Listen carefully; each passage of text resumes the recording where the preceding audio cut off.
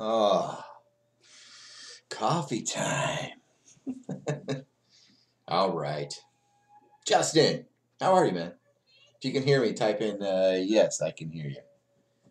That would be awesome, awesome. I know we're always lagging a few seconds, but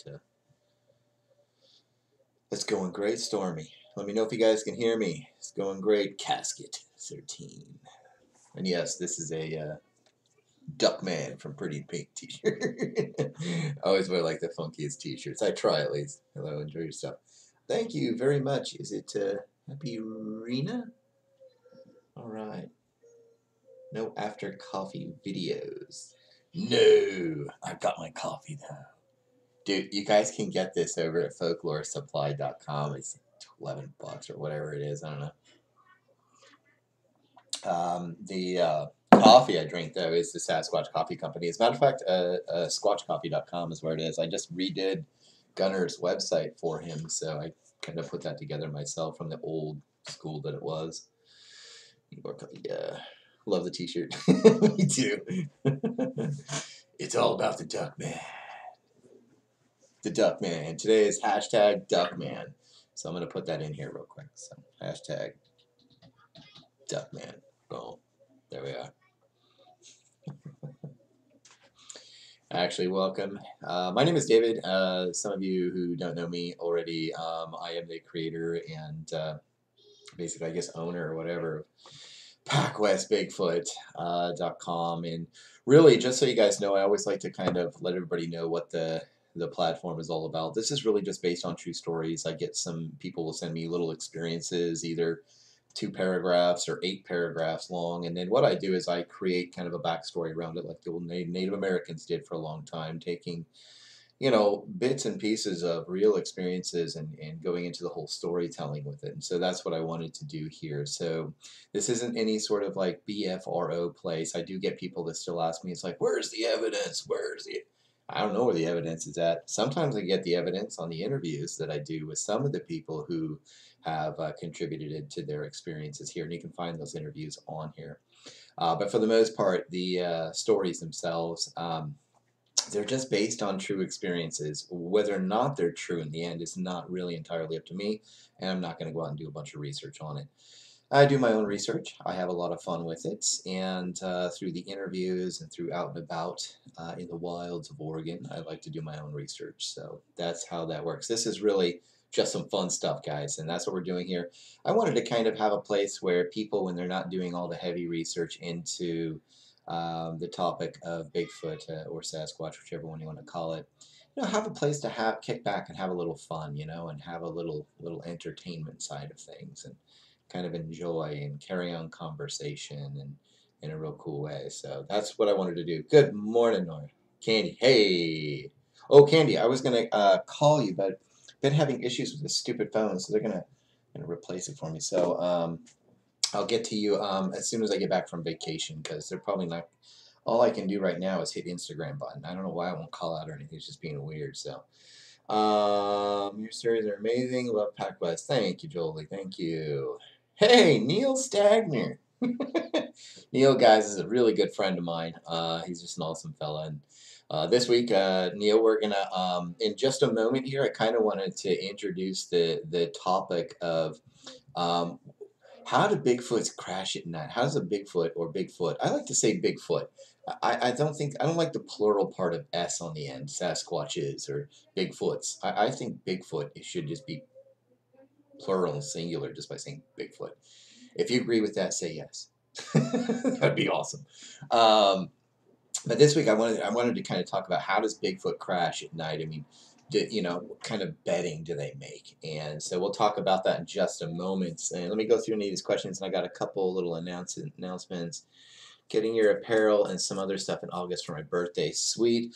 Here's the deal, guys. It's not ready yet, but it'll be ready next Saturday. You guys are going to be able to go. I'm going in and I'm buying from myself. And I'm paying the same, cost as everybody else. There is no shipping except for I'm going to have to turn on shipping costs for the UK. So just so some of you. and I'm going to try to make sure that everything's available in the UK when I get started. I just got to figure out some things real quick. So for the UK, most likely it's going to be ready, but it might take an extra week. I'm not really sure. US and Canada, here's the deal. Free shipping. Okay? Free shipping. I made sure it was free shipping, so it was free shipping for everything. All right. So that's what's going to happen there. Also, there's going to be two types of things happening with the swag that you guys were asking for and some of the logo stuff to kind of brand that PacWest Bigfoot stuff out there. I've got the main logo, the blue one up there. It's pretty much ready to go. But I have a nephew of mine who's been creating some pretty awesome stuff, and we're going to have what's called it's kind of I guess an eclectic Bigfoot collection, and he's got some awesome like artwork, and we're going to be using that as printable prints for shirts and hoodies and whatnot. So if you guys want, and that'll be up when I get back as well from my vacation. By the way, now I'm not going to talk about store stuff. Here is the deal, though. I'm not going to be doing things. I'm not going to be accepting donations after the 1st of July because I'll have the store there, and some of the I marked them up just a little bit above what it takes for me to get it out of there. So that's going to be used as part of the donations here to keep everything running, keep it going here, keep the interviews coming, and keep all the content here absolutely free for the foreseeable future. This will not be some sort of come in and get our private Bigfoot collection of interviews. It's always here. It's always available. Real quick, next month, that right there, Gail Beatty and Deborah Ray. This is a young researcher's guide to Bigfoot. I will be giving this away next month. Also, I'm going to be ordering an extra t-shirt. It will be large in size. I'm sorry, because large it seems to be like fits all everybody because you can sleep in it or relax or whatever. But I'm going to get a large shirt from PacWest Bigfoot, and I'll be giving that away as well. So there we have it. That's going to be next month's giveaway, a t-shirt and a book. And here's the deal. It's not just one person. I'm going to pick out 2 winners this July. And that's just kind of celebrate our country's birthday, I guess you could say. So that's it. And I will be gone. Starting tomorrow, I'll be gone. I won't be back until next Friday. Me and the family are heading out into the wilds of the Oregon coast to go camping. So let me see. Let's go through here and let's kind of start talking a little bit about how do you guys think how do you guys he or she how do you guys think Bigfoot actually bed down? I mean, how did they crash out here in the woods? So let's start chatting about that a little bit, and I'll get you guys this kind of. And if you guys have any other questions too, don't forget I've been sitting around in this conversation for about 20 years now, 25 years, and I'll tell you what, if you got any questions about Bigfoot or things that I talk about, that's, you can ask me questions too, because I'm going to ask some of you guys questions on you. Who's on your shirt? The Duck Man from Pretty in Pink.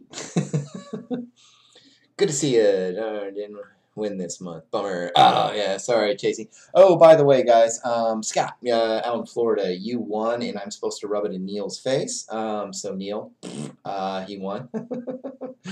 That is awesomeness. It was so funny because he's like, dude, I never win anything. And I was like, well, looks like the old tides are turning on that. So if I were you, I'd go sign up and hit the lottery real quick. But he was the winner of the coffee mug and t-shirt from, don't forget, guys, folkloresupply.com, folkloresupply.com. They're good friends of ours and fans here at PacWest Bigfoot. And every once in a while, they like to throw in a little something to give away. So it's pretty cool.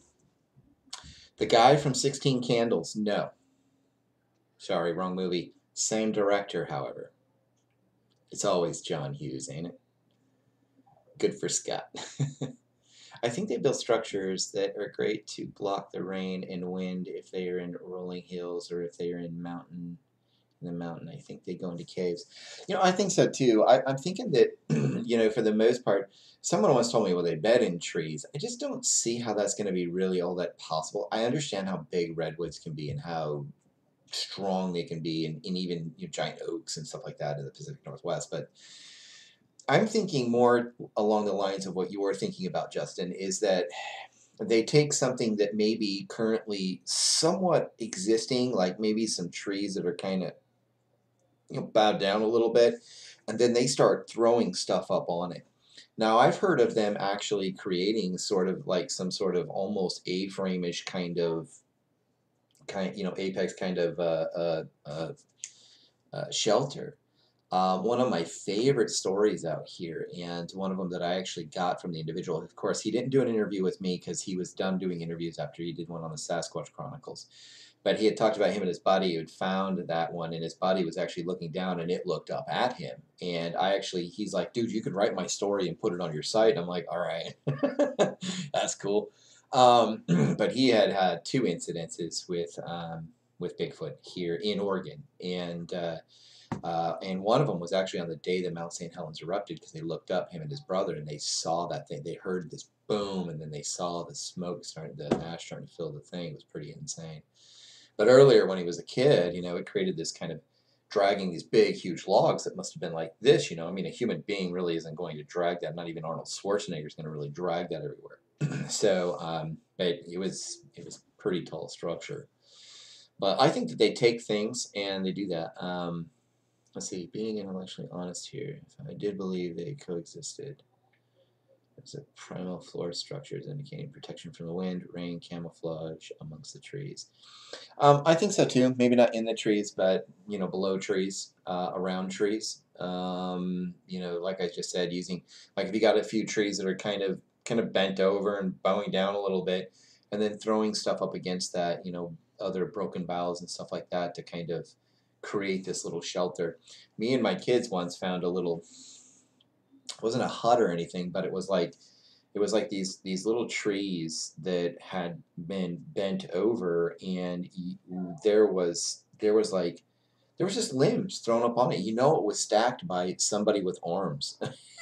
It's the way it was. However, this was on the property we moved to here in the mountaintop, and it was really funny because about not even 20 yards from that was two tall trees, about that round right there, but they were snapped off clean at about 8, 9 feet up, and they were laying perpendicular, just straight out from each side of the tree, which was kind of weird. But they weren't cut, they weren't sawed, they were actually they were snapped off. So it was pretty interesting.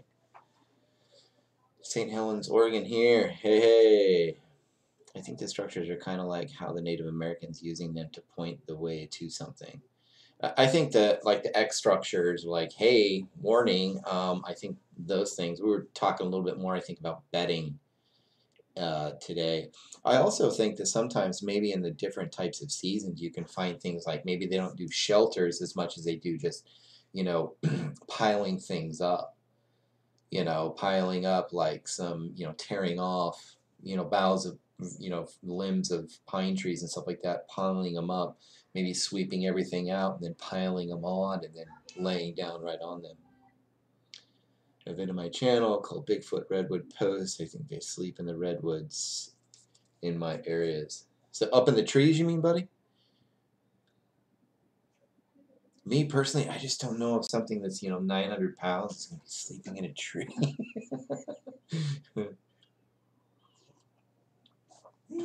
St. Helens, UK. Who is calling me? Well, that phone works there. I can get a call. Well, I tried answering it and I didn't answer it.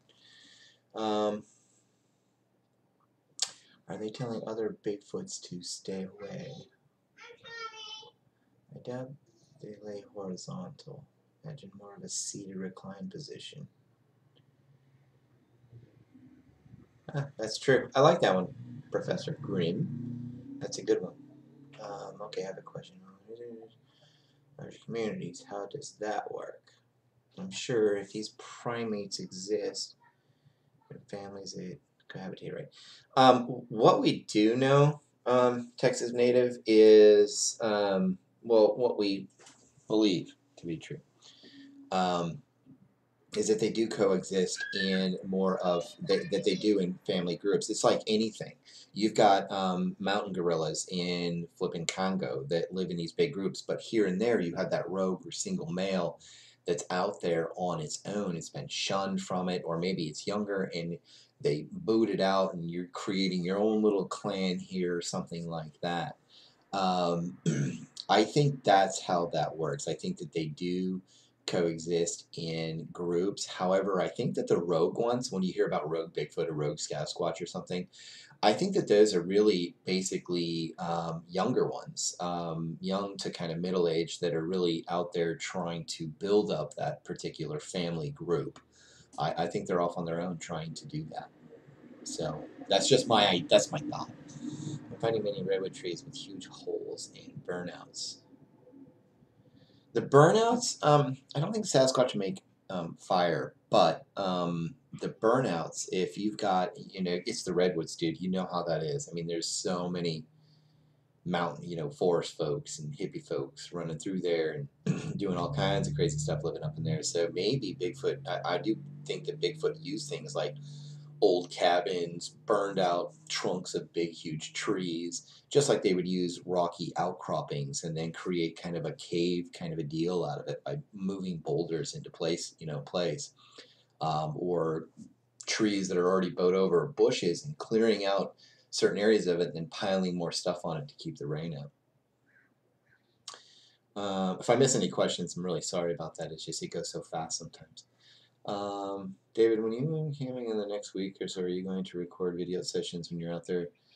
Actually, I'm going to be in Bandon, Oregon, so it's really not that far out of town or anything like that. I'm going to be taking a lot of pictures and doing some photography and stuff. But actually, me and my sons, actually, my two older ones, we are going to grab ourselves some 2 or 3 digital recorders when I get back, and we're going to start taking them up into the Cow Creek area and also up into the mountains outlying around Roseburg.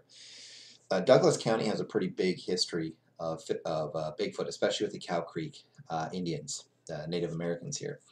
And I've got some pretty interesting stories, not only from my father-in-law, but also from some locals in the Myrtle Creek area.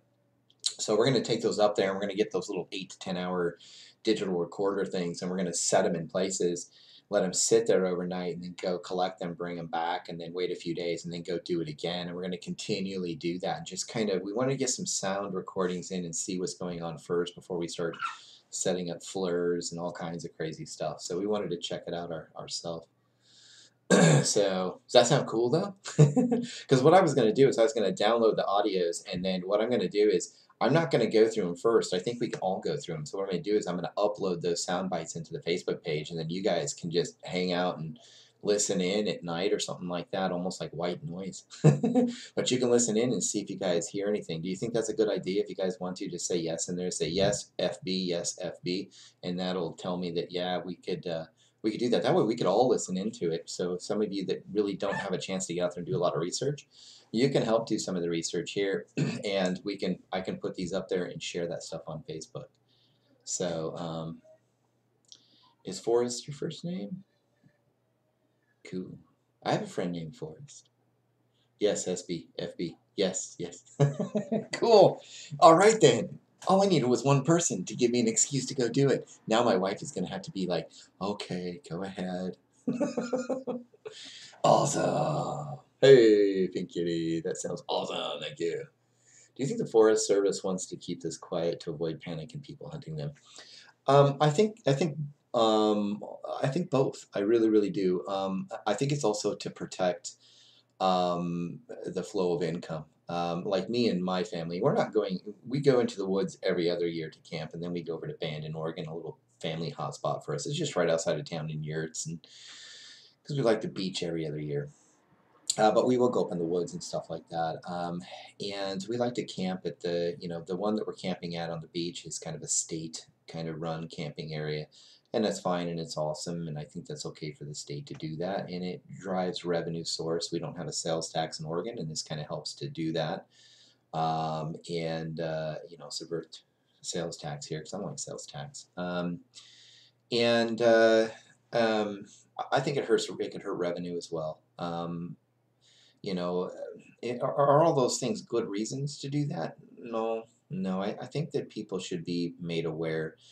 You got to remember, this is a government by the people for the people, and unfortunately, I've been watching that stupid crazy Georgia stuff the other day, and they were like, "Well, we had all the money in the world and we couldn't buy this election." When you start using phrases of "buy an election" in my country, we've gone a really bad way.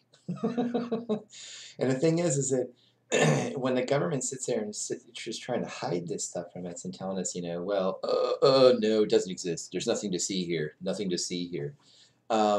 It really puts us in a dangerous situation. This is why you have things like, 411, people gone missing in the woods.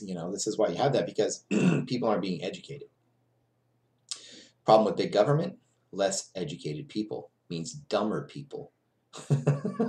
Means more dangerous and bigger problems for people.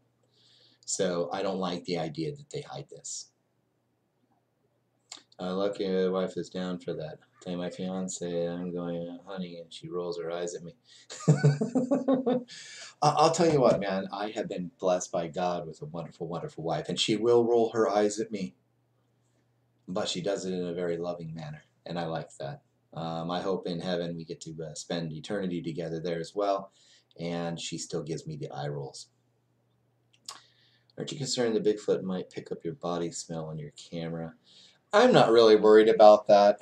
I don't think that they're going to be like, a mile away, be able to smell my fingerprint. How many times do we hear of people walking right into them? How many times do you think you've been out in the woods and walked within, yards of one and didn't even know it? They might know you're there. They might not know you're there. Sometimes we hear of them, and I've got some experiences that I'm working on over the summer. One of them is actually totally shocked and surprised by both Bigfoot and in person. I hope that answers your question in a way, but I think that they could pick up our scent. I mean, kind of like if we really trained our sense that we could probably pick up certain things. We hear ourselves, picking up, what's that nasty garbage onion dead meat smell?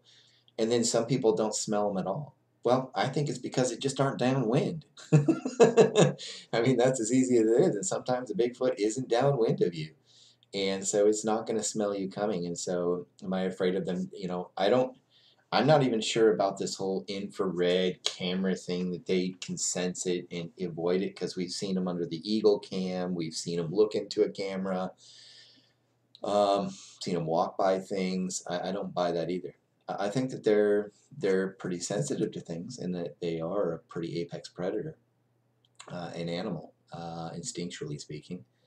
And if they were close enough, could they smell it? Maybe. If they were in a few feet or a few yards and they were downwind, they might be able to. But I'm going to be putting my thing in like a nice little cloth bag so it doesn't make any noise. And what I'm going to do is kind of cut a hole out of there so that way it's kind of weatherized. And it's going to be pretty cool. So let me see here. Let me catch up with some of these questions, guys. We're still talking about bedding, though. I know it's kind of a short conversation, but whatever. I got an interview I'm doing today, too, with somebody in their experiences, Bill, and I'm going to put that out there. I'm actually going to put it out. It's going to be ready and published by Sunday morning automatically, so you guys will have something to kind of listen to while I'm gone, plus the latest encounter story. That one comes to me secondhand from the family, one of the family members. This is how basically the experience was told to them. I tried to describe the cabin and the area as best as I could, in a little bit about their history, but they didn't give me a lot of information on that, just a lot of the information on the encounter though. So that's out there. And that one happened up in Berry Glen, California. So it's PacWest Forest is my first name. PacWest Forest is my first name. Forest Grove. I love that, man. What a killer name, dude. I love that name. Let's see. The Bigfoot is real. Let's see here. Thanks. I like it. LOL. Do you ever get that video that you talked about last Friday? I'm just waiting for it. If I don't get it here shortly, I won't be able to get it till after I get back from vacation. And that's really up to him and his dad. They already released it once to a couple individual big names out here, and they kind of root around for a while with it, and they end up messing up one of the tapes, and so they've got the one left. And what they want me to do is kind of transfer that into more of a DVD and an MP4 format for them. But it's on the condition that I get to release the stuff if you know. Well, they said I could release the stuff, so as long as they can let me release the stuff, then I will. I've gotten some people here in the community, though, not the PacWest Bigfoot community, but researchers in general, like, the government's going to come after you. They're going to shut you down. And I was like, dude, I'm a gun owner in the United States of America. Good luck with that. I don't care about that stuff. I just enjoy PacWest Bigfoot, and I'm having a lot of fun here. So, I'll release whatever I want. That's who I am. How smart do you think they are, and lifespan? Personally speaking, I believe they are physical, natural animals of this world. We have a natural law that has been set forth since the creation. And I believe, however, that what we mean by some people out here think that they're highly evolved. But first off, nothing's evolved because you have to have transitional species. There's no such thing as transitional species. So that whole theory dies at that particular fact. So what we're talking about is instincts. And I think when you sit there and you look at different animals and they go, well, it's highly intelligent. What they mean by that isn't intelligent in a human being kind of a way, but more of an instinctual way. And what, most scientists, most biologists and stuff like that will say, who kind of just run with facts instead of just opinions all the time. They say that what they talk about highly intelligent creatures or animals is based upon the fact that they can learn a little bit better than their counterparts. It's like a dolphin can sit there and maybe learn things. A whale can kind of learn things, and it can react to things because of that learned experience. Now, that doesn't mean it's human-like qualities or anything like that, but what it means is that it just has a higher, I guess, a higher ability of learning and reacting because of that learning experience. So that's just what I've learned over the years from different scientists and what they mean, and that's kind of what I'm getting. I mean, of course, they don't speak in like nice layman terms that I would love, but that's kind of what I'm getting. They are very smart. As a matter of fact, I think if you were to sit there and compare, like, you got dolphins, you got whales, you've got chimpanzees and whatever is highly highly intelligent animals. I'd say Bigfoot is probably going to be the most highly intelligent animal on the planet. They're able to stay hidden from us. They are, to a point, because like I said, sometimes we do see them. Some people see them. I've seen it. I've experienced it. I didn't see it, but I experienced one, and I found footprints. So people have walked up on them by total surprise, and they seem to be surprised. So but I think that more often than not, they do. They can sense us out there. They can hear very well. They can smell very well. And I think that once that happens, that they pretty much hunker down or they move on quickly. Arlington, Texas. Tracy, I like to go up and look around Winchester Bay incident area at some point. I would go up there. As a matter of fact, I've got some people that, more people from basically that area and Florence, Oregon, who have been having some experiences, and I've got one from Newport.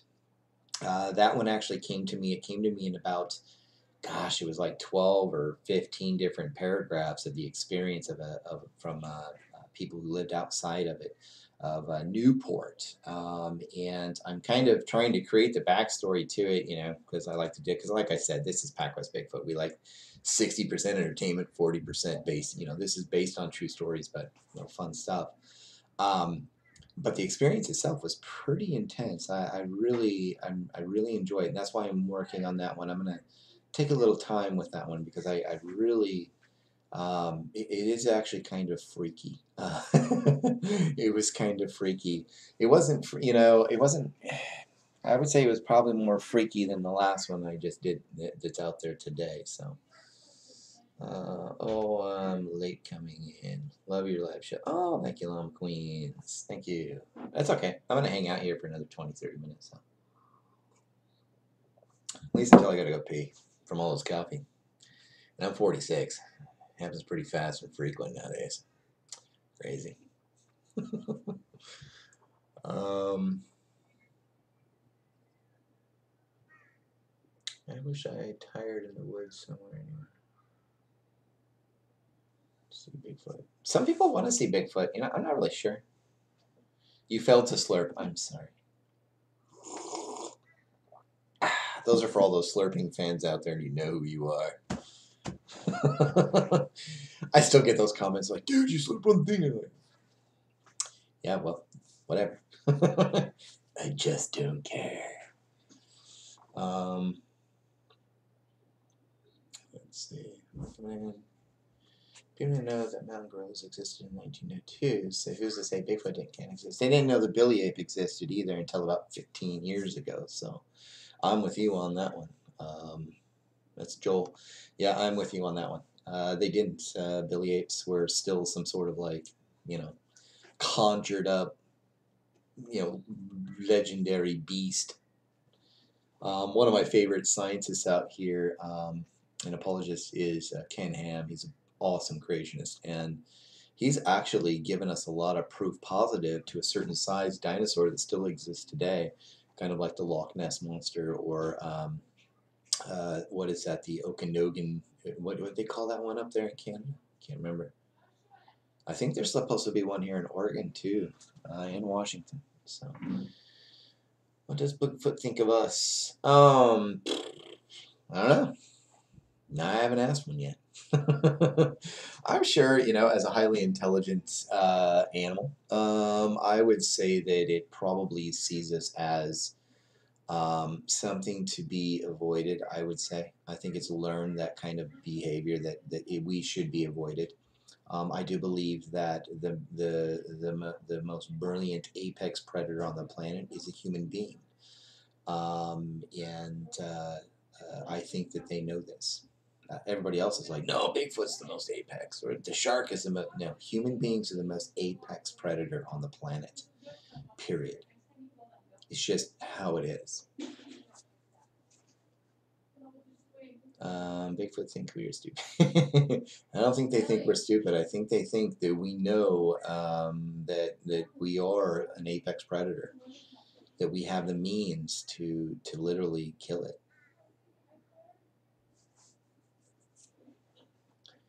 I'd like to see one of them from a long way away. I'm with you, man. If I want to see one, it'd be like, it's got to be at least 100 to 200 yards. It's got to be something to where it's like, there's my vehicle, there's the thing, there's my vehicle, I can beat it to my vehicle.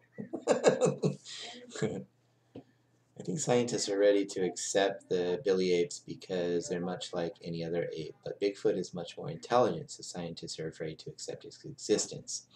Well, you got to remember too. I mean, there's two sets of science out here. There's two sets of opinions. You have 56% of them out here that say, creation is the way that we look at things, and then you've got the other 44% who are saying no, it's all evolution. And then you got to mix this whole thing together with highly intelligent animals, and all of a sudden you've got this big, huge storm. Personally, I think that this is why I love the Bigfoot community. I love you guys, because regardless on what spectrum we are and in our, what we believe about the natural world, we do understand and we believe, for the most part, that these creatures are natural creatures, that they can be predatory, that they can be dangerous, that they could also be somewhat quiet in nature and even peaceful by staying away from us or whatever. The thing is that, at least we can agree on that. We'll leave the scientists to debate all they want. We'll leave the politicians to debate all they want. But here, us in the Bigfoot community, we have good arguments, and I mean arguments in a good way, where we banter back and forth about ideas, on what we believe and what we've experienced. And that's a good thing. And if we come apart at the seams here, then the whole conversation comes apart at the seams. We see that happening in society itself. I don't think that should happen here. So I think we should actually be that kind of voice out here that says, hey, we can agree to disagree and still get along and be wonderful friends. And that's what I love about the Bigfoot community. Just like when we have guns. No, I don't think so either. I think that's one of the things that's kind of a learned experience for them. They didn't have that with the Native Americans, so there was more interaction between Native Americans and Bigfoot. Do you ever notice that? In history, and trust me, I studied cultural anthropology. In history, you'll notice that there was always more interaction with Bigfoot with the Native Americans. However, you didn't find that with the European or Spaniards or others around the world who carried gunpowder satchels with little silver beads in it and long, huge sticks that made of metal. You didn't have that with the Native Americans. So I think there was a much more interaction. It may not have been good interaction most of the time, but there was still more interaction. But when it came down to Europeans and Spaniards and other peoples around the world that were gun-toting people, you started seeing I think they started seeing and understanding. Um, that we were an apex predator, that we really were something to be afraid of. And eventually, if you notice, when the Indians, Native Americans here in the United States, especially on the West Coast, started getting guns and things like that, notice how the interaction between Sasquatch or Bigfoot and the Native Americans seemed to kind of fizzle out. If you guys agree with me on that, say yes, because I thought that was a really, really honest theory about why there was so much interaction and then all of a sudden it faded out. So I just thought that was kind of interesting. Hard question: do you want to be killed for science? No. No judgment on answer, Dave. Don't worry. No. No, I don't think so. I don't think you should kill it. You know, our shows like Finding Bigfoot all about drama with no intent of ever finding a real one. Here's the deal: PacWest Bigfoot is all about based on true stories. I am 60% entertainment, 40% uh, you know experience.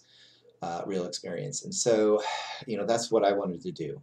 Finding Bigfoot, I find entertaining, but at the same time, I think it's flip flopped. It's 60%, research, 40% entertainment. So it's just flip flop to what I am, and that's how I take it. So hopefully you like that answer there. In your opinion, oh wait, I read that one. I would be under protection to accept that something could be out there, and that's why everyone should carry a gun. Everybody should be a gun owner. Um, we'll have a lot less people yelling Allahu Akbar and stabbing cops in the throat if everybody carried a gun. That's just a fact. Places where people have better, more free gun rights are safer places. There's less violence. That's just statistically speaking. You go out into the woods of the Pacific Northwest, and I'm telling you this, unless you're in some sort of fancy resort where, whatever's going on, even then, I think you should be carrying a gun. At least have one nearby. Or if you go on a hike, at least pack one. I don't care if it's a 22. Something that just makes a loud pop that can scare something away. You need that. Well, when I had a gun, they felt like they had something. Wait, hold on. Bear spray would do much to a Bigfoot. I do think the bear spray could be effective. Because if they can smell you and they can smell that nasty crap in the air, then and yes, I'm a Christian guy who uses the word crap. I'm okay with that. I think that it can be irritating. It's irritating because they're a physical creature as well. And so I don't care how big you are. You can take down Andre. You could have taken down Andre the Giant if you got him with the pepper spray. It's just, it is what it is. So it does work. However, I think that the sound and just the sound of a gun alone just seems a whole lot more threatening. Plus, I think it's a lot safer to have around and on you than pepper spray or something. Let's see. I'm trying to catch up with some of these. I wish I could carry a handgun for safety, but I'm told in New York that's not true. Pink Kitty, it's not true. As a as an American citizen, it's kind of you have the right to bear arms. I mean, I don't care what the local law states. They may sit there and fine you, and they may try to throw you in jail. But if you went to court, you would win every time. Right now, that's just how it is. You have that right. Now, I understand concealed carry laws, like you might not be able to conceal it, but you can outright openly carry a gun anywhere. And if anybody causes a problem, you just tell them, then you're stuffing my constitutional rights. And the next thing you know, they'll quietly let you go. I wish you carry. Forgot to hit the like button. Everyone, hit the like button. Thank you. Hit that like button. Like. Everyone has a gun in Texas, where I visit my family. I spoke in Texas a couple times. I love Texas. I think it's a great place. That's a great state. I love being in Southern Oregon. It's a lot more conservative here. I'm not a liberal guy. I'm just not, as you can tell, because that stuff is just too crazy for me. I don't get it. That's why I take such a simple approach to the subject of Bigfoot, because I just take what science says and I apply it to my own experiences with this thing here in the Pacific Northwest. So, okay, actually, don't worry. I don't think we see the world in the same way at all. I have no idea what you're talking about. Why I won't move back to New York? Yeah, no, I wouldn't live anywhere where they say you can't have a gun. That's kind of stupid. When you can't have a gun, you're risking. You're not just risking your life in the woods with Bigfoot. You're risking your life of people. Like I said before, the apex predator of this world. Do you think the reason people's clothing items are removed when they go missing in the woods is to disable people from escaping? I don't know. I've heard that a few times. Does it really happen? You may find the clothing and everything like. I really don't honestly believe that Bigfoot's ripping their clothes off. I'm sorry, I just don't buy it. Hi, honey. Yeah. Yeah.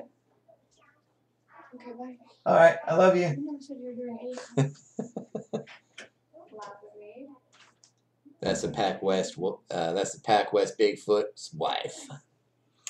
I just like I said, back on the subject of that, I don't really buy that too much. I just don't. There's been reports of that we've heard, government leaks and stuff like that, where people were killed.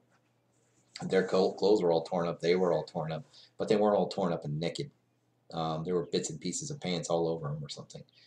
So, they may be highly intelligent, but I just wouldn't see the point in that. It's like, I'm taking off your pants and your shirt and your bra and everything else. That just sounds like, I don't know, kind of. I mean, doesn't it sound kind of crazy? A little off. Like, why even go there?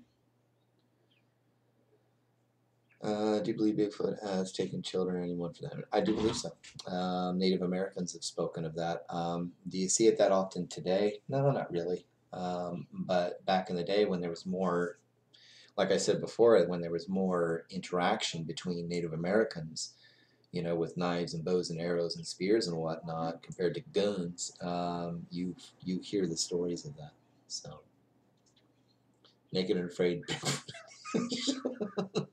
That's what I was thinking. That's funny. I love the Stand By Me movie too. I even have the T-shirt. I got a Billie Jean T-shirt. Why wouldn't I have that? See, Ducky. I think it was a Native American thing where once the Indians would have wars or something, and then they would only interact with the medicine man. I don't know. Never heard that.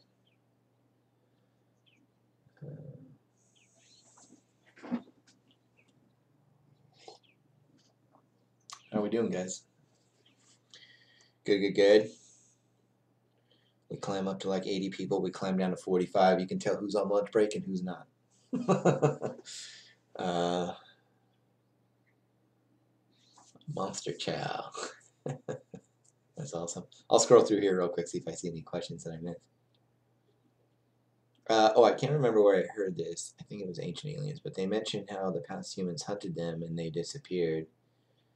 Let's give them, and they can't interact with them. No, I don't buy that either. I think they're just a physical creature. Of course, we've always been kind of a danger to them. I just don't think we were as dangerous until guns came about. When guns came about, all of a sudden you start seeing, you just see this massive drop off of like, it's kind of like geological surveys. You look, nothing, nothing, nothing, boom, plants and animals. It's like all of a sudden it's like, no guns, no guns, no guns, guns, and then all of a sudden everything just kind of really falls off. And I think it's because I think they just retreated and they got back, and they learned instinctively that this is dangerous for us. This is dangerous for me. And I think that it was just kind of an instinctual learning process, and then by instinct they just saw us as massive, even more dangerous now. So let's see. Hi, David All. Hey, good stuff. Proud gun owners, proud Americans. Yes, we are. Yes, we are. I think every fan of Bigfoot out here should be a proud American. I love America. I like making America great again. Sure is nice. That'd be awesome. I'm gonna sell some Bigfoot, like posters where he's wearing like an American flag as a T-shirt on Berkeley campus. I'm just kidding. Neil Stagner. Look back at Deanna's post. Let's see here. Deanna's post. Deanna. I'm trying to find it, buddy. Could you copy it and paste it in here? Deanna, hard question. Should one be killed for science? Is that the one you're talking about?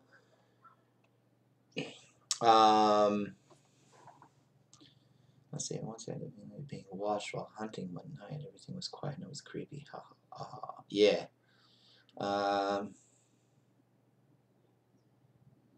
Oh, that one. Oh, okay, Neil. Well, first off, real quick for Johnny there.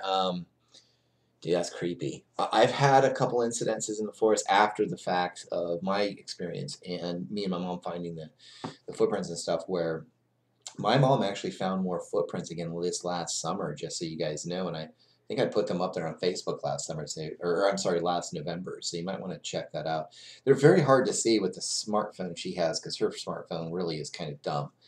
And but she saw you could make it out to where there was like toes, and just one that was just kind of off. It was like the big toe was off. It was like this, it was like it was weirdish kind of here, and then it was pretty cool.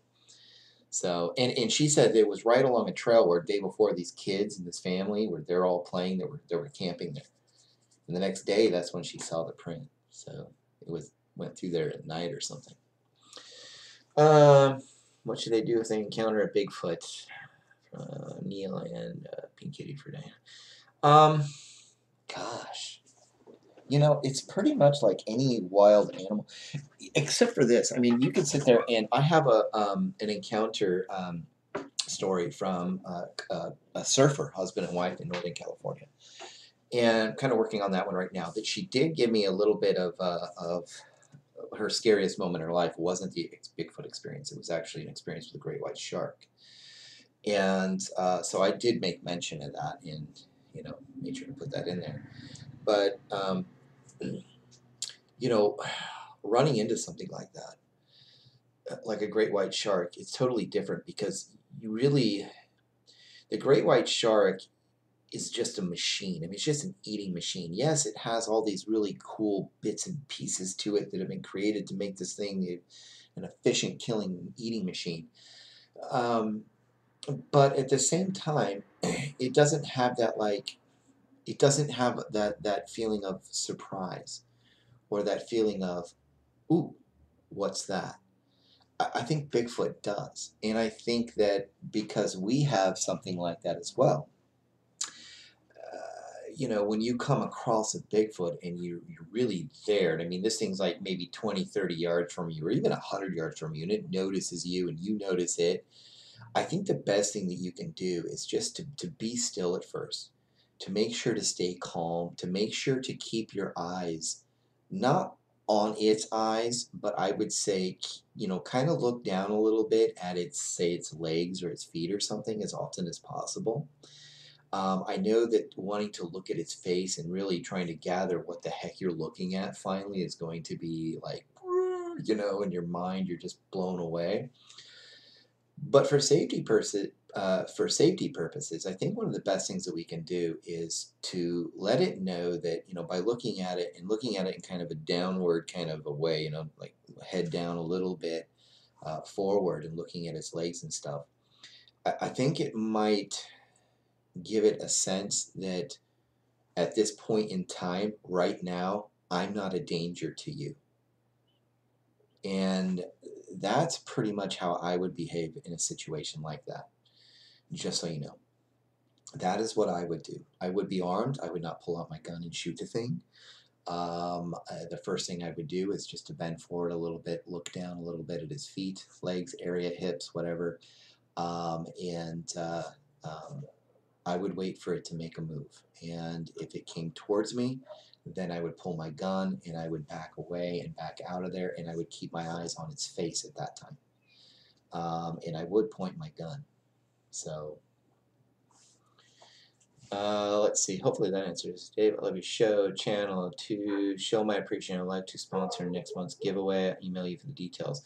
Dude, PacWest Bigfoot at gmail.com. I've got next month's giveaway, July's, but August, if you want to, I would love to throw that out there. You just email me. You will send it to me, just like Gail and them. This is next month. I'm going to give away one of the new PacWest Bigfoot shirts, and also I'm going to be giving away this. So someone's going to get this. Someone's going to get a T-shirt. We're going to have an awesome, awesome month. It's going to be great. This is kind of cool too. It looks like they took their own pictures and everything in here. It's just it's really cool. I love it. So that is awesome. That would be great. Thank you so very much, Mr. Ghost Wolf 999. And awesome. Are you an author, or you have your own, you know, whatever e-commerce store or whatever? Let me know. Let's sit on here for another 10 minutes, guys. I'm here for 10 more minutes. Do you think the Patterson, let me just answer, you know, as far as the betting is concerned, I think that personally, I'm not really much for up in the trees kind of a guy. You might be, that's okay. Like I said, we all get along here, even if we agree to disagree. I still dig you. But I think that it depends on the time of year. They'll either go into, say, rocky outcroppings and then even create more cavefish-like structures with the rocks. They'll do that also with brush and trees, limbs and stuff like that. During the summer, I think they sleep out more in the not in the open, but I think that they go into covered areas, like more like the bush-style things, where they kind of flatten things out and pile on stuff to lay on. But they sleep more in the open just because it's summer, it's warmer. Hi, David, love your show. Quick question. Thought on the alleged psychic ability of Bigfoot. Reports of objects being removed from very tall trees. I feel like I'm showing nothing. Like I said, I'm all about natural law. Can we manipulate natural law? We actually manipulate gravity. Did you know that? It's called an airplane. So what seems like a miracle is really just manipulating gravity. So do I think that they have some sort of psychic powers? No, I don't. Do I think that somebody's turning a camera on or editing something out and all of a sudden there's a rock there and the rock is gone? I think that's more likely the case. I hate to say that, but that's just me. I don't think they're going, move rock. I just don't think that's happening. I'm more of a, I really like the science behind it, the natural science of like betting and food and behaviors, you know, family kind of behavior, group behavior, makeup, genetics, things like that. I really love that stuff. Linda, I met Linda Newton Perry, guys. Awesome, awesome author out there in Sutherland, Oregon. As a matter of fact, guys, we're thinking about coming up with some sort of PacWest Bigfoot thing out there in that town. of Sutherland, Oregon. Lots of great reports out there. You guys got to look them up. It's pretty awesome. Hey, Linda, how you doing? PacWest Bigfoot shirts. Yes, I got PacWest. We're gonna have them next Saturday. Everything's gonna be open and ready to go. Instead of donations, I'm just gonna run the donations, or basically come from hats, shirts, hoodies, whatever. Gonna run that. Would greatly appreciate it if you guys don the old PacWest Bigfoot hoodies and shirts and hats when you're out there doing your research out there, or camping, or otherwise having fun out in the woods and whatnot. That'd be awesome. And if you can, whenever I give away the free stuff and you win it, if you can get outside, take a little selfie of that, wearing it, that'd be awesome. Share your name with us and everything, and I'd like to share that up on Facebook. That'd be wonderful. What I'm trying to do here, guys, is it's not just an entertainment-based platform here of based on true stories, but also through the interviews and through doing this every week. What I want to do is I just want to create a fun, awesome little atmosphere, a little community of people that just enjoy the subject matter on their smoke breaks and lunch breaks and evenings when they're falling asleep, and plug in the old headphone and listen to a good encounter story, and next to the campfire or the fireplace. I don't care. That's what I wanted to do here, and just a place to educate and at the same time entertain, have fun. Sometimes we get overeducated on stuff, and sometimes we just want to listen to a great encounter story and fall asleep to it and enjoy it. And that's what I wanted to do here. Uh, let's see here. Do I think the Patterson Gimlin film is real? Real quick, Joel. Yes, I think it's completely real. I've seen the evidence go both ways. However, I think that the evidence of it being a real film of a real creature outweighs the evidence saying that it's not. That's how I came to the conclusion of my own faith in my life, why I believe creation is a matter of fact, and it's because when 2 plus 2 equals 4, what do? You believe it's 4 because it just is. When the evidence speaks to something, I don't care what you say, it is what it is. Okay? So that's just how I am. It's how we're all built, really. It's how we are. I mean, we can ignore it. We can say 2 plus 2 is 5 to make us feel good about ourselves, but it still doesn't change the fact that it's 4. Don't provoke him or her. Show your gun and let it leave. I guess the best thing to do is to just don't provoke it. That's why you look down. I don't think you should make any brash movements towards the gun real fast, but I think kind of leaning forward a little bit, looking down a little bit, not directly in its face. That's what you do with any wild animal. As a matter of fact, I have been in a pen with grizzly bears live. I mean, they have butted right up against me and rubbed their heads on me. And I'm telling you, you feel quiet, very extremely vulnerable, even though you know deep down inside that these things have known human beings their whole lives. There's still that wildness to them. And when you got something that wild right there, you're looking down. I mean, people with bears and stuff encounters are always backing off, looking down, backing off slowly, no brash movements, backing off. They don't brandish weapons or anything that fast. They're still, but they start to slowly move away. And I think you ought to treat it just like you would coming into contact with a grizzly bear, 30, 50, 40 feet away, whatever. Same thing. Except for these, I think, are more highly intelligent than bears. And so I don't think that their basic instinct is to go roar and rip your head off and tear your clothes off, apparently. Pile them up nicely next to a tree and take you to the local Irish pub. Um, I actually think that that these things are rather. I think they're taken aback by us. They're a little. I think that they're just as scared, just as afraid. I really, really do. But back any wild animal into a corner, you've got a problem real fast because this thing is larger, faster, and you better have that gun.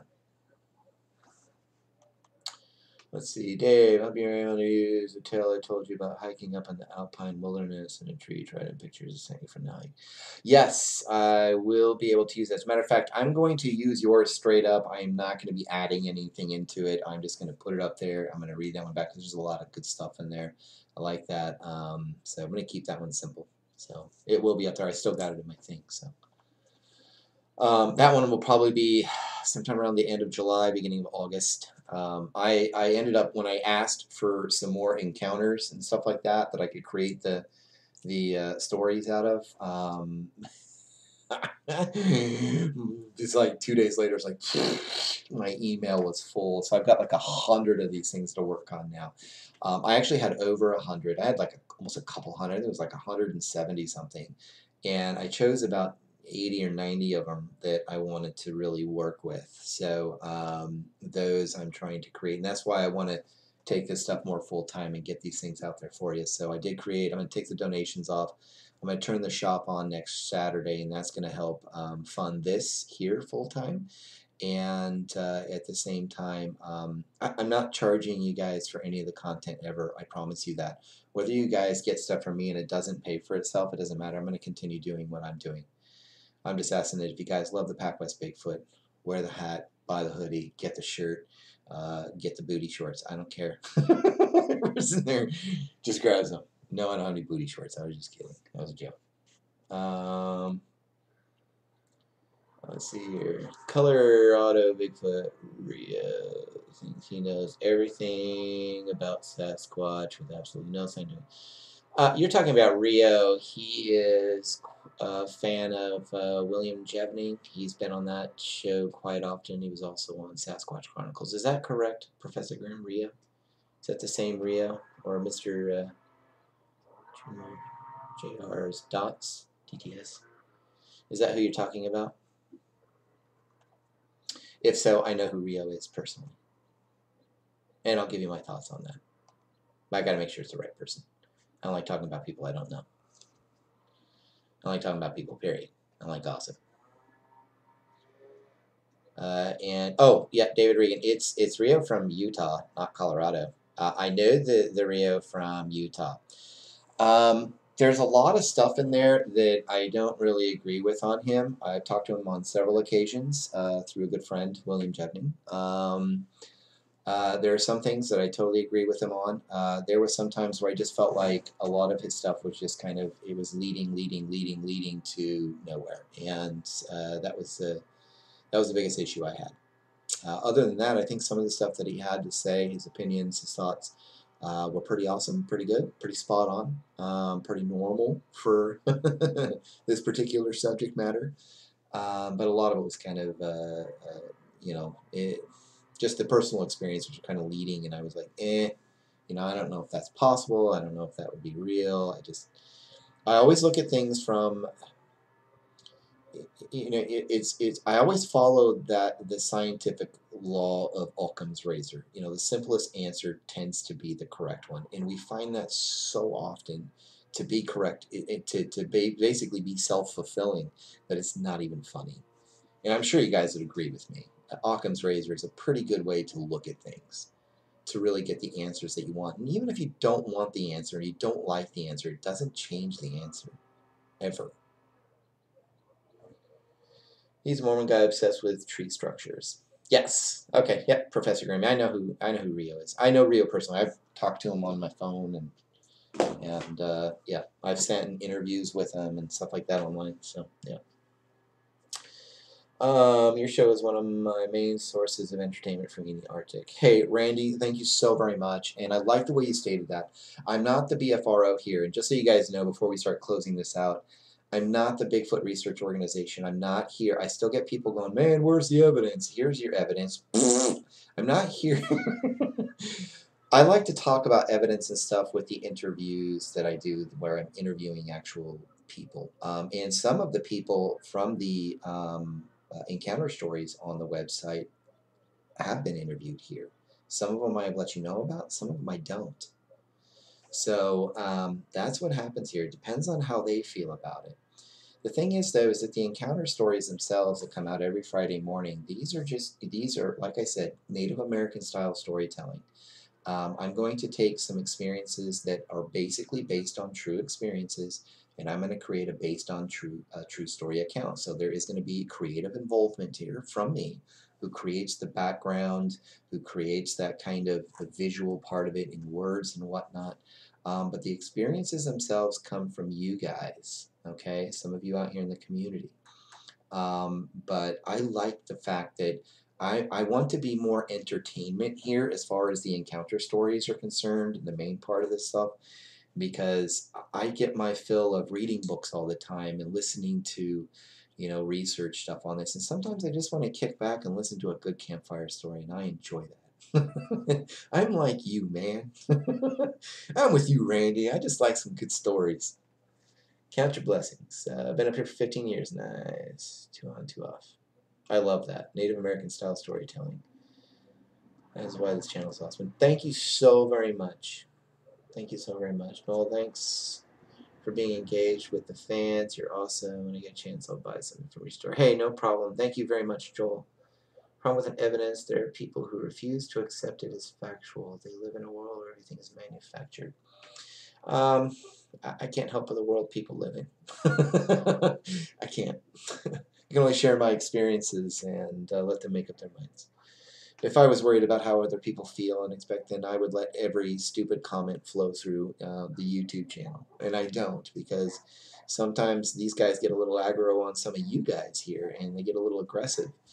And I don't, sometimes it slips through, and I can't help that, but I can try to help as much as I can. And I don't like it when people call other people names.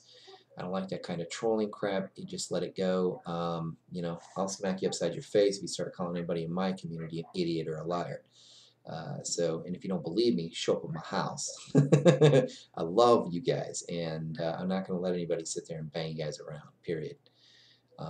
And I don't care if you guys agree with me on certain aspects of the subject or not. We're all friends. We all get along. We're all going to have fun. We're all going to learn and be entertained all at the same time. So be engaged with fans. I love being engaged with you guys. This is awesome. One time I'd like to get on here and maybe do some Zoom meetings where I can actually hear you guys, if you guys don't mind from time to time. I think it'd be kind of cool to kind of banter back and forth.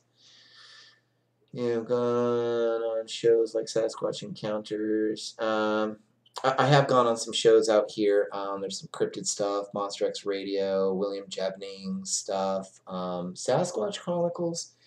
I got offered to do that once. I just couldn't. I just didn't want to at the time. I've been on Matthew Kabumas Lewis's blog. He has a blog about blogging, but he interviewed me because of what I was doing here. And he interviewed me about my experiences, so you could find that out there. Curious if you reviewed Timber Giant Foots, the giant revealed footage on YouTube. Thinker Thunkers breakdown showing the infant 10 footage Sasquatch. I haven't seen the Thinker Thunkers thing yet. I heard the other one, but not that one. I'll actually go check that out when I'm done here. I got an interview that I'm doing today with an awesome gentleman named Bill with his experiences and stuff, and I'm going to have that out to you. It'll automatically get fed out either tomorrow or Sunday morning while I'm gone on vacation. So don't forget, guys, if you're here and you're new, go to PacWestBigfoot@gmail.com, PacWestBigfoot@gmail.com, and guess what? Boom, boom, boom, there you are. Enter to win a young researcher's guide to Bigfoot. Gail Beatty and Deborah, and this is a perfect thing to win in July. As a matter of fact, because we'll be hitting close to halfway through summer at that point already, which kind of sucks, I'm going to go ahead and give, what I want to do is instead of on the 20th, on the 15th, I'm going to announce a winner for the free shirt, and for this, the winners. And whoever gets this book, really, in all honesty, I mean, get out there and do some of this stuff. It'd be kind of fun. As a scientist, there are two types of empirical observations. Evidence is not. Wait a second. Whoa. There are two types of empirical observations. Evidence is not proof. Evidence can be manufactured, tampered with, etc. Proof is 100% unquestionable, like a physical body. That's true. But evidence is still evidence. Because then you're getting into more of a moral. You're almost reaching into a more of a moral argument than a scientific argument. Because can you be 100% positive that the evidence that you got was not manufactured or, whatever? You can be 99.99999% positive, but we all have that little tiny thing that's in the It's just there. It's like, well, maybe, you know, that's just that. But I'm with you though. I love science. I'm a huge creationist. I love science. I think science rocks. I love science. Attaboy Dave, keep it up. I always wait to get counter videos. They're awesome. I watch every video from your channel. Sometimes I even watch interviews more than once. Oh, I listen to interviews more than once too. Some on Sasquatch Chronicles, Monster X. You know what's really funny, guys? I don't really listen to my own interviews after they're done. I'm sorry, but I don't. I'll listen to the encounter stories though, because sometimes I just feel like I'm like totally weird. Like, isn't this just like a little egotistical listening to your own interviews? It's like, gosh, man. but um, but I'm sitting in the interview, so it's all good. I'm all good with that. No, but I love the stories. I love them too, Texas native. Thank you for being here, man. If you really are a scientist, I'll tell you this. Love to have you on here and stuff like that. Love to actually sit down and interview and talk to you a little bit about maybe some of the physical aspects of Bigfoot. Maybe maybe some of your thoughts or theories about the arm length and fingers and the crazy stuff. Would love to jump on there and just ask you questions because I'm not a scientist. I just love science. I like to follow it. So and I have a lot of questions myself about this thing. So. Let's see, one more minute here. Let me see, go through here real quick. I know lots of people do. I get tired, fast food in general. We drove all the way from Vancouver just to have lunch. LOL. Love the family noises in the background. I will stop commenting now, I promise. If I love my family. God bless my family. I love my family. I do. And I love your family. Oh no, it's much better. Which is why I was also shy away from interviews, hearing ourselves. Candy, do not shy away from the interview. It's okay. Once we get it done, you don't have to listen to it, but others would like to know your experiences and listen to them. And sometimes, Candy, your experience can really help somebody else cope with their own experience. When I started this out, it was because I love, first and foremost, I love the whole idea of the Native American storytelling stuff. I'm just fascinated with storytelling. It's so awesome. It's just a great way to sit there and to entertain at the same time to share life experiences. And that's what I started why I started doing this because I was sharing my mom's and then I shared mine and then I started sharing a friend or two of mine's and the next thing you know, it's like all of you guys were just boom here. Overnight there was thousands and thousands of people and views, and I was like, oh my gosh, what's going on here? And then I had people sending me their like, dude, this is what happened to me. I know it's not very long, but do you think you can create a really cool story out of it for me? I'd love to have that for myself. And I was like, all right. So I did, and I took some of the creative writing that apparently I've been gifted with, and I would take your true experiences, and I would create them, turn them into a story, and it really helps people cope. And I think that what you have to say, instead of just encounter stories, but your actual experience, sharing that with people can really, really help. So. You listen to other interviews too. Why do you listen to them? It's because they're just entertaining. Not just because they're entertaining, but it helps you actually to cope better with what you experienced yourself. Thanks for the show. I enjoy listening. Have a good weekend. You too. And it says American Fort Canyon have a lot of sign. I don't know about that. But that is it today, guys. I am out of here. Tomorrow or Sunday morning, expect another one on the YouTube channel. What I'll do is I'll get it set up to where it's email blasted to you too. So you can go to PacWestBigfoot@gmail.com. You can enter to be in the thing to win an awesome little thing every month that I like to give away. Congratulations to Scott again for the coffee mug and the t-shirt win out there in Florida. Also, some of you guys asked me, do I accept interviews from all over the country? All over Canada and United States and basically North America? Yes. I do all kinds of interviews from all over the place. I believe there's two types of Bigfoot out here. I think there's the kind of patty type of Bigfoot, and then I think there's a relative, basically a skunk ape in the southern parts of North America. So I love to listen to all of these. So we're all good with it. I'm all good with that. The stories, the encounter stories that I get from you, that some of you are just like, hey, just create my story, call it that. I put those out every Friday onto the YouTube channel. So there you go. And those are just strictly from the Pacific Northwest. So, so if you send me stories and stuff like that, and you're from Florida, I'm going to ask you for an interview instead of a story on there. Okay, that's just how this runs. That's the platform. PacWest Bigfoot. But I will interview people from around the country. So there you go. Thanks for the show. Enjoy listening. Have a good weekend. You too. WM Horace. All right, guys. God bless you. I will talk to you guys hopefully next Friday. I'll be back next Thursday night. I'm planning on being on here next Friday, and we will start talking about, you know what? Let's talk about the patriotic side of Bigfoot. And what I mean is the North American side of Bigfoot. How did they get over here? Where did they come from? Let's talk a little bit about that next week, okay? All right. God bless you guys, and we'll talk to you next time.